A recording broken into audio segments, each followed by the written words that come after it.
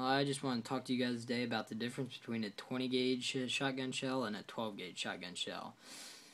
I don't really have any 410s laying around the house or anything, but I do have a 410 that I love. But I'm a big clay pigeon shooter. We do it in the summertime. It's just fun. That's what I do for fun. And the 12 gauge is the shell for that. I would highly recommend you use a 12 gauge if you're shooting clay pigeons, because I mean, you can get them with anything, but I think it's just funner with 12 gauge because more power and louder bang and whatnot. But some of the differences that this 20 gauge, it's not as tall going up and down as it is the 12 gauge. You can somewhat see a little bit. Not a big difference, but that, my friend, is a big difference. There is a lot less powder in the 20 gauge than there is the 12 gauge, and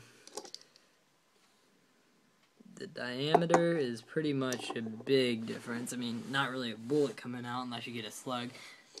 BBs, I mean, there's all kinds of different shots you can get, like 3.5 shots, whatever, and slugs, and all kinds go on for days about that stuff.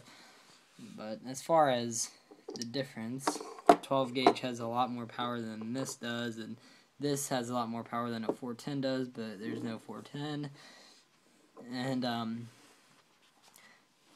yeah, like I said, this has more power than that, and pretty much right now all stuff to say about it. There's not, I mean, more BBs are going to fit in the 12 gauge depending on what shot you get versus what shot you get, because you can get less shots in this and more shots in this, so I guess I couldn't really say that because I don't know.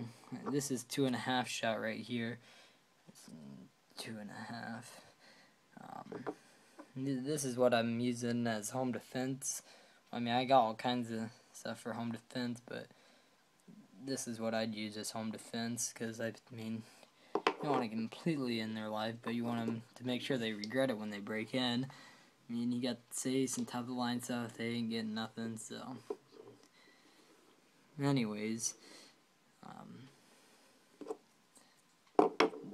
12 gauge and the 20 gauge. As you see there's quite a big difference.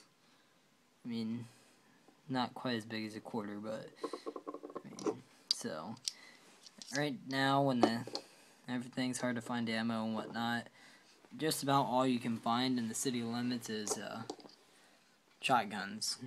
Very little rifle shells or rifle bullets.